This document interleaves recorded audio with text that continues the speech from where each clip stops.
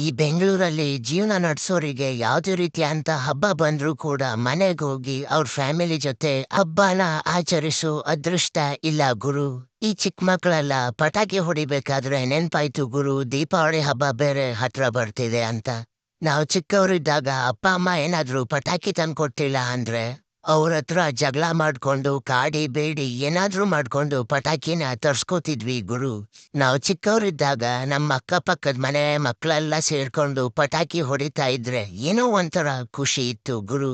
ಆದ್ರೆ ಈಗ ನಾವು ಬೆಳೆದು ದೊಡ್ಡವರಾಗಿದ್ದೀವಿ. ಎಷ್ಟೇ ದುಡ್ಡಿನ ಪಟಾಕಿ ಬೇಕಾದ್ರೂ ತರುವಂತ ತಾಕತ್ತಿದೆ ಗುರು. ಆದ್ರೆ ನಾವು ಚಿಕ್ಕವರಿದ್ದಾಗ ಪಟಾಕಿ ಹೊಡಿಬೇಕಾದ್ರೆ ಇರುವಂತ ಖುಷಿ ಸಂಭ್ರಮ ಸಡಗರನ ಎಷ್ಟೇ ದುಡ್ಡು ಕೊಟ್ಟು ವಾಪಸ್ ತರ್ತೀನಿ ಅಂದ್ರೂ ಕೂಡ ತರೋಕೆ ಆಗಲ್ಲ ಗುರು.